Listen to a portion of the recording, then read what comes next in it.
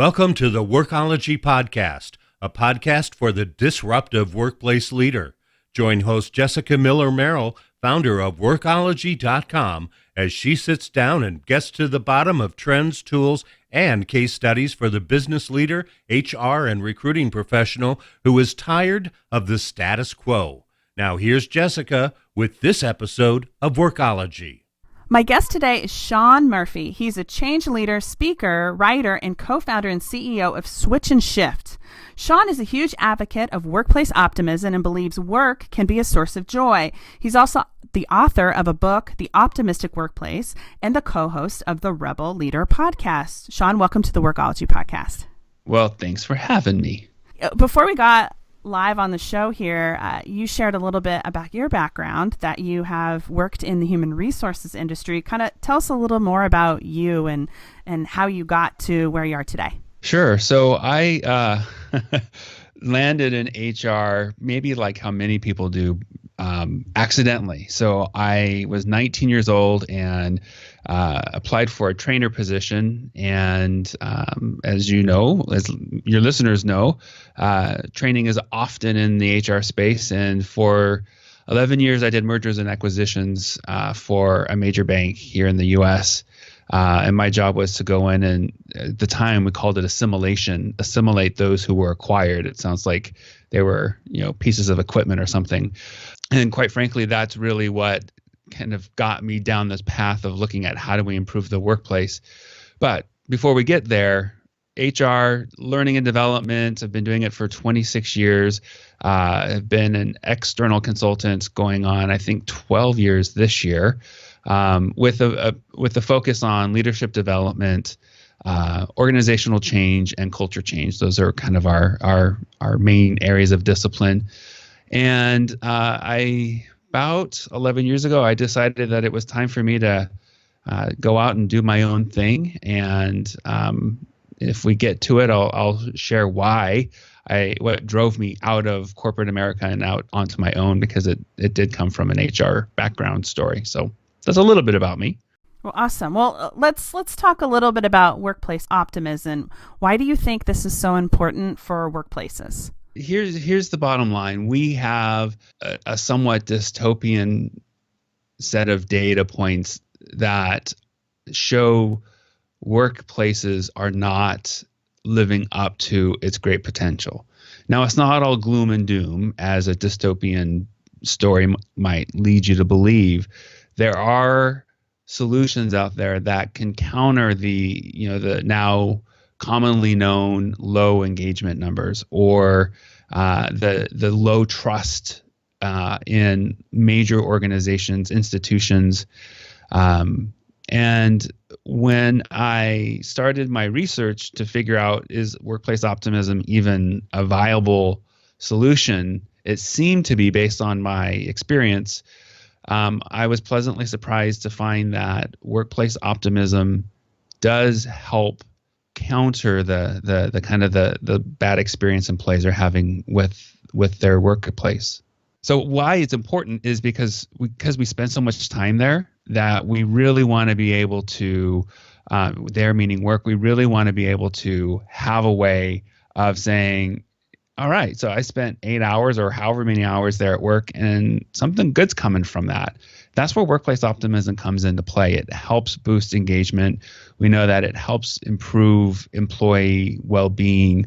So there are some tangible business outcomes that optimism can help. So one thing I was going to mention, and I'll say here, is you're talking about workplace optimism. It helps counter those bad feelings. And now with kind of the rise of social media and review sites like Glassdoor, those bad feelings about an organization are now highly accessible and available to anyone and everybody out on the web. Absolutely. And, I think organizations need to be mindful of the fact that employee activism, which is that willingness of employees to promote on their own the organization that they work for, that can work for or against an organization because of what social, Glassdoor, Indeed, all of these sites now provide an avenue for employees to say, hey, I'm happy here, or don't come here because it's really a miserable place to be. What's the difference between workplace optimism and happiness? Is there a difference between the two? There is. So there are a couple distinctions here that I think listeners will want to know. So workplace optimism, I'm not talking specifically about or only about my perspective being an optimistic person. What I'm talking about is also and mostly that there is this distinction of culture and climate. And we're all familiar with culture, what it is, why it's important. But climate tends to get lumped into culture, and climate is what it feels like to work somewhere. And what we know from research, from great companies like Human Synergistics, Hay Group, even Gallup, that the climate, if we as leaders focus on improving the climate, the way it feels to work somewhere, we can help push the culture in a direction that we want it to go. Because working directly on culture is expensive and it's exhausting and it takes a long time. And by the time we feel like we're getting traction, it's changing. So climate gives us a more immediate response to how we want to change the work environment. So when we talk about workplace optimism, yes, we're talking in part that, do people have an optimistic view of things in the work environment, but it's also what it feels like to work somewhere. And that optimistic feeling is that employees have hope that something good is going to come from their hard work, that there is a bias towards looking for solutions rather than idolizing problems. And that there's also a bias for looking for what's possible as opposed to what's wrong. When we focus on momentum, that gives employees a sense of, hey, things are moving in the right direction. Things are happening, and that can elicit an optimistic feeling. Happiness, on the other hand, and this could be a podcast all by itself. Happiness kind of gets a bad rap because we think, we want employees to be happy. And often we equate that to a surface level form of happiness, which is, something that makes me feel good. While that is a source of happiness, that's not the happiness that workplace optimism can influence. The other source of happiness is more intrinsic, something that I feel is of value to me that is meaningful. Not so much I'm happy because I got a pay increase, because we know from an extrinsic motivator that only lasts for a short period of time. But if I feel like I have got good relationships with people, if the work that I'm doing is meaningful, the purpose of the organization is something that I find to be motivating, those create a sense of happiness that's far more long-term and has greater impact on performance than does that fleeting sense of happiness that might come, say, from, hey, you gave me a $5 gift card to Starbucks. I like gift cards, but I do too. I think that if an employee wants to stick around in an employer and make a difference at that company, they want to look at the bigger picture, the long term. Yeah. The longer that I've been doing this work, the more I recognize that, we get stuck with the short or the low-hanging fruit. The gift cards is a low-hanging fruit to motivate. And I'm not saying it's a bad motivator. It's absolutely a good motivator. It's a great way to express appreciation, to recognize somebody. But when I coach managers, the very first thing they go to is, I got to spend money on employees to make them happy. While that is partially true, there are greater forms of motivators that create happiness that are longer lasting. And that's what I want managers to understand, HR leaders to understand, that hey, you don't have to invest a big budget line item for employee recognition that costs you money. It doesn't have to happen that way. That's not the only way of boosting happiness. That's not the only way of improving workplace optimism. Let's kind of follow that thread there. Can you walk us through some ways that's maybe a business, small ways, can make an impact in optimism that doesn't have to cost hundreds of thousands or even $25,000? Yeah. So Gallup gets a bad rap for their question in their engagement survey around, do you have friends at work? On the surface, it sounds like, I don't have time for friendships at work. Why are you asking me that question? But when you go deeper into what they're meaning and the psychology of that question, part of it is what it's really asking is, do you have meaningful relationships at work? And what we know, because we are wired as human beings to develop connection, to feel a sense of belonging. Friendships are the outcome of that. So if I feel like I've got friendships that are meaningful to me, even if I only see the people Monday through Friday, 8 to 5, right? That's going to help boost workplace optimism. An interesting statistic is that 70% of the work experience, and this comes from Hay Group and Gallup, they both came to the same percentage. 70% of the work experience is based on the relationship that employees have with their manager, not their employer, with their manager. And then secondly, their leadership style, the leader's style, is the biggest influence on the employee's experience at work. So if we're going to say what are some small ways, another way is to say to leaders, look at how you are impacting the relationship with your employees and improve that relationship.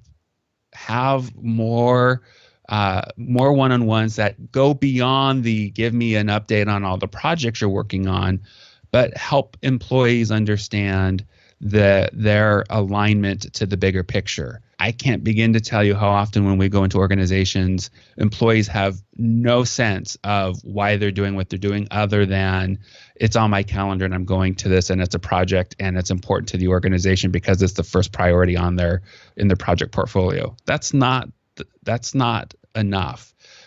This is helping customers in this way. So we can build relationships by helping employees understand the purpose of their work. We can build relationships with employees by helping them improve their overall well-being. Those are some small ways. And again, they don't cost money. They take time, but they certainly don't cost money. Well, let's take a bit of a reset here. This is Jessica Miller Merrill, and you're listening to the Workology podcast. Today, we're talking about how to increase positivity and optimism in your workplace with Shawn Murphy. And you can follow Shawn on Twitter at @TheShawnMurphy. All right, so let's get back to it here. In your book, which is titled The Optimistic Workplace, you talk a lot about finding meaning in your work. Can you walk us through a little bit more maybe why that's important and how maybe these leaders can help their employees find this meaning?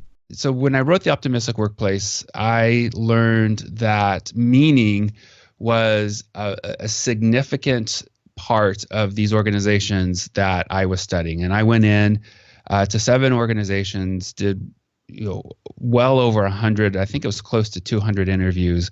And repeatedly what these employees were telling me that were in these optimistic environments, that meaningful work was a key part to them feeling like it was a good place to work. And the meaning I learned, I basically came up with 3 different types. There's social meaning, so meaning that I've got these relationships that are meaningful to me. There is work meaning, and that is I feel like the work that I'm doing has significance. And then personal meaning, and that is, do I feel like I'm getting something out of this that makes me personally feel good? So the question is, how do we make this happen? And again, it's simple, and I think that's what's so great about this, but at the same time so maddening. That first of all, we as leaders, we can't make an employee find meaning in their work. We can create the conditions that help employees find meaning in their work. And the way we can do that is recognizing, one, that in order for employees to find meaning in their work, they have to understand that it's meaningful to other people, that it's not just meaningful to them. So it's kind of that group element. The other piece is that meaningful work actually gives us a sense of euphoria, but at the same time, it's coming with a sense of discomfort or even pain. And recently, MIT released some research back in the summer of 2016 around this, where they called it meaningful work can be poignant, meaning that, it could be really good, but it also can be marked with difficulty. And what's curious about that is if you go, well, why is that? And that is when we come out the other side, we can be changed, and that can be meaningful in itself. So and meaningful work doesn't happen all the time. So what we need to be able to do is, as leaders, go, what are my employees' strengths? How can I give them work that aligns with their strengths, or give them more work that is aligned with their strengths, and helping them understand purpose. Again, these aren't very expensive solutions, but they are going to require us as leaders to slow down, be thoughtful about the conversations we're having with employees, help them connect the dots, but also invest in developing a richer relationship with our employees. Those are time-consuming, but in the end, you're going to start shifting that relationship so that it is something that is far more meaningful, and that's going to help boost meaning in the work. When you say invest in your strengths, are you meaning that they should take a DISC course and take the assessment or Strengths Finder? Is it that simple? What's involved with that? Something like that. Good question. So I'm not a fan of Strengths Finders. I like the UK competitor StrengthScope. And what StrengthScope does that's different than Strengths Finders is they're looking at what energizes you. Because if you can focus on what energizes you and what your competencies are, that leads to peak performance. So the first step is to learn what those strengths are of employees. And this isn't an advocation of give them only what their strengths are, because we know business just doesn't work that way. But if we can increase the assignments and the work focus based on our understanding of what employee strengths are, again, what energizes them and what they're good at, what their competencies are, we are positioning that employee for peak performance. Wonderful. Thank you for that, because I think that people are easy just to go to, oh, I'm just going to pay $17.95 for everybody to take this assessment. We're going to read a book and then we're done. Good. I'm glad we're on the same page here. So your book promotes optimism and happiness in the workplace, which I'm a fan of, and definitely believe that it's something that is critical to the success of businesses and retention of employees. But there was a study in 2015, and it's 2015. But I thought it was worth mentioning.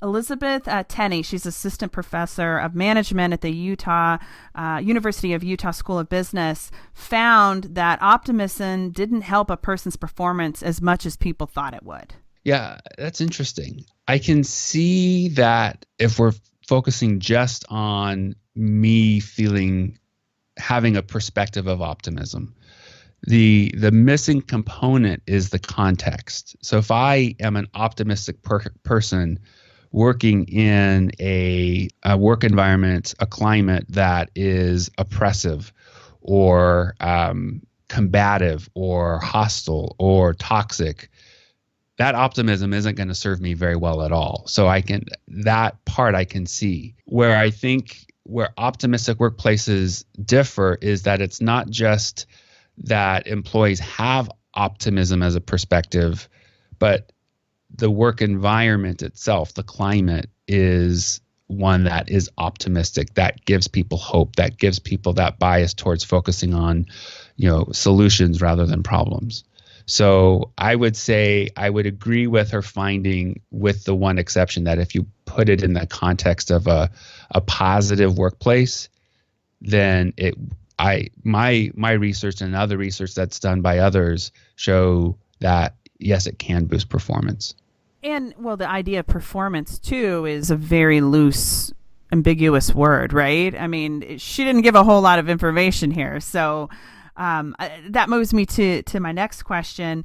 How should organizations effectively measure optimism or happiness at work? Great question. In fact, I'm getting ready to do a workshop with, believe it or not, an asphalt company who wants to do this more with their employees and create this environment and help their leaders do this. So you got to break this down into the various disciplines that influence workplace optimism.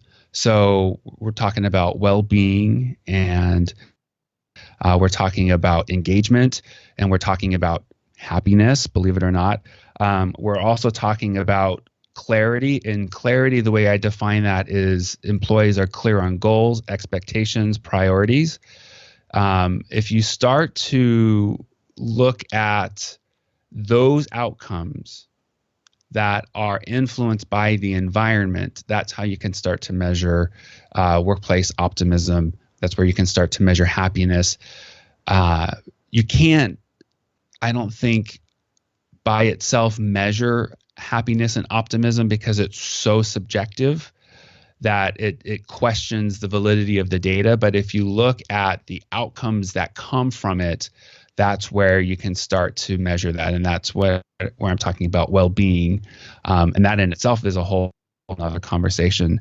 The quality of leaders, and start linking. We started investing in helping our leaders become stronger in their relationships. Did we start to see a measurable outcome when we started doing that? So one of the organizations that's featured in the book is Luck Companies, which is an aggregate business in Virginia. And one of the things that they measure is the impact of values-based leadership on organizational performance. And specifically, we're talking about profit. And what they have found is that there is a marked increase, and I don't remember the numbers off the top of my head right now, but a marked increase, not just in their profits, but also in work quality. And that's because values are such a key part to the way that they lead their employees. Well, folks will need to check out the book, which will include a link in the transcript of the podcast, and they can learn all about optimism in the workplace, how it can impact the bigger picture of your business there. Shawn, thanks for joining us today. Where can people go to learn more about you and what you do? Yeah, so I'm pretty active on social media, so certainly connect with me on Twitter at @TheShawnMurphy, LinkedIn, great place, and then of course we've got a really active blog for our company, Switch and Shift, where we write as well as thought leaders are often featured on our site. So if you're interested in what we call the more human side of business, check us out at switchandshift.com. Awesome. Well, thanks, Shawn. And thank you, listener, for joining us today for this special episode of the Workology Podcast. Workology Podcast is a podcast for the disruptive workplace leader who's tired of the status quo. And this is Jessica Miller-Merrill. Until next time, you can visit the newly launched and rebranded workology.com to listen to all our previous episodes of the podcast. Production services for the Workology Podcast with Jessica Miller-Merrill provided by TotalPicture.com.